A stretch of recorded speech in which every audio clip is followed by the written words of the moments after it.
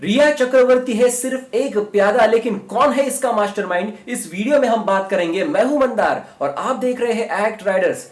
बात की जाए तो मैं सच्चाई सामने लाने का काम करता हूं और देखते हैं कितने लोग मुझसे सहमत है, कितने लोगों को वही लगता है जो मुझे लगता है। बात की जाए तो रिहा पर अब निशाना साधा जा रहा है, लेकिन इससे पहले बहुत सारे लोगों के नाम सामने आए थे। बात की जाए तो 14 जून को वो हादसा हुआ, उसके बाद मीडिया पे एक खबर आई थी, तुरंत खबर आई थी कि सुशांत सिंह राजपूत ने ठीक कर ली है। लेकिन उसके बाद जो कुछ भी हुआ वो हैरान करने वाला था। बहुत सारी चीजें सामने आई, जैसे कि नेपोटिज्म हो, बड़े बड़े लोगों के नाम हो, उन पर केस दर्ज हुआ, उसके बाद उसके गर्लफ्रेंड्स हो, बहुत सारे लोगों का नाम सामने आया और हर किसी की तार जो है इनके जो है ये जो हादसा हुआ है इससे जुड़ती है। जी हां, लेकिन अब सुशांत सिंह राजपूत के पिता ने 40 दिन की बहुत सारी मेहनत ली और मेहनत के बाद एक एफआईआर दर्ज की है सीधे रिया चक्रवर्ती पर। जी हां, और बहुत सारे आरोप इनमें शामिल है। अब इन आरोपों को देखकर क्या ऐसा लगता है कि रिया चक्रवर्ती सिर्फ एक ही ऐसी एक शख्स है जो इसकी गुनहगार है? नहीं, बहुत सारी चीजें मैं आपको बताना चाहूंगा कि करीब करीब रिया की 9 घंटे पूछताछ हुई थी और 9 घंटों में पुलिस को कोई भी ऐसा जवाब नहीं मिला जो संदिग्ध हो या फिर जिससे यह पता लगा जा सके कि रिया का भी इसमें कुछ हाथ है। रिया एक प्यादा है, ये मेरे वीडियो के थंबनेल पर लिखा है, क्योंकि मैं आपको बताना चाहूंगा कि जो हादसा हुआ था उससे पहले सुशांत सिंह राजपूत एक बड़ा नाम बन रहा था, बॉलीवुड का बड़ा नाम बन रहा था। कंगना रनौत ने एक वीडियो बनाकर बताया था कि इनके खिलाफ इस तरीके की न्यूज छपाई जाती थी।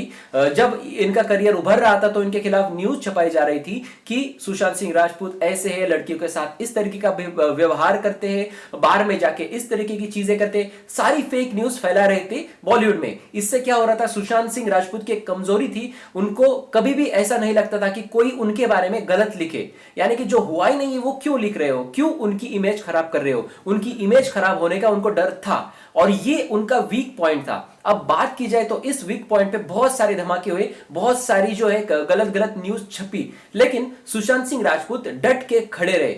इसके बाद फिर उस मास्टरमाइंड ने एक प्लान बनाया कि किसी भी लड़के को अगर फंसाना है तो उसको बहुत उसके कोई करीब चाहिए, और वो करीबी कौन हो सकता है? लड़का अगर अपने कुछ राज है, कुछ वीकनेस है, तो ये सारी बातें एक लड़की को ही बताता है। तो शायद ये प्लान जो है ये बहुत पहले से बना होगा कि रिया चक्रवर्ती को पूरा प्लानिंग करके, पूरा समझा के उसके पास भेजा हो। जी हां, रिया चक्रवर्ती को अगर सिर्फ उसके पैसों का इस्तेमाल करना होता तो वो पूरी जिंदगी उसके साथ रहकर भी उसके पैसों का इस्तेमाल कर देती, वहां पे कर लेती, लेकिन ऐसा नहीं हुआ है। उसने उसे पूरी तरीके से खत्म किया है। जी हां, कैसे? अब बात की जाए तो बहुत सारी खबरों में ये लिखा है कि रिया चक्रवर्ती ने उसके पास के सारे पैसे निकाल लिए फिर उसको छोड़ दिया।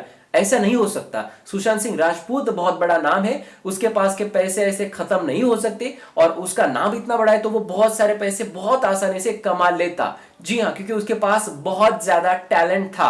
अब बात की जाए तो सिर्फ पैसों के लिए रिया उसके पास होती तो फिर जो आरोप लगे कि नौकर उन्होंने बदले, उनका करीबी बॉडीगार्ड बदला है, इसके साथ वो किसके साथ दोस्ती करेंगे, ये सारी चीजें भी वहां पे रिया चक्रवर्ती डिसाइड करती थी। इसके साथ वो फैमिली के साथ बात करेंगे या नहीं, ये भी रिया चक्रवर्ती डिसाइड करती है। उस मास्टरमाइंड ने रिया को उसके पास भेजा, उसके पास के सारे लोगों को वहां पे बदल दिया, यानी कि आसपास के सारे सबूत खत्म कर दिए जो इनके साथ थे, यानी सुशांत सिंह राजपूत के करीब थे।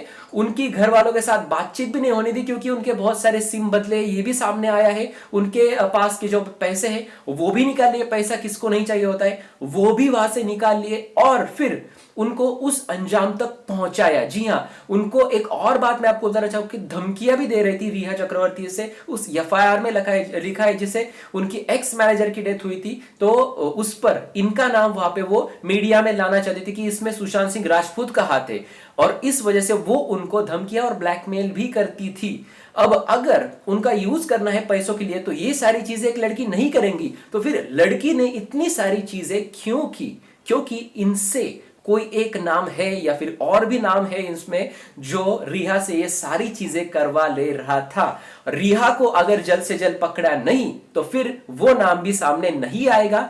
रिहा को जल्द से जल्द पकड़ना चाहिए। शायद हो सकता है कि इसके पीछे का मास्टरमाइंड जो है उसका नाम सबके सामने आए और जो कुछ भी हादसा हुआ है वो सारी चीजें हमारे सामने आए, और ये सिर्फ एक ही व्यक्ति ला सकता है, वो है रिहा चक्रवर्ती। अब यहाँ पे पुलिस में बहस हो रही है, बिहार की पुलिस, मुंबई की पुलिस, ये सारी चीजें वहां पे हो रही है। क्यों भाई?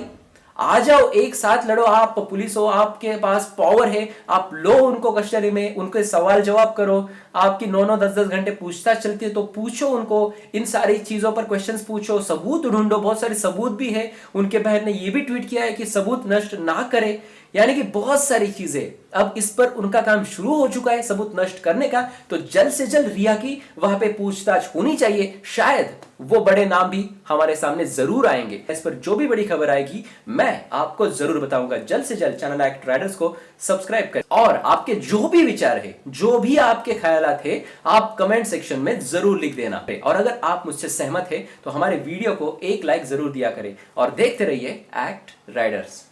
धन्यवाद।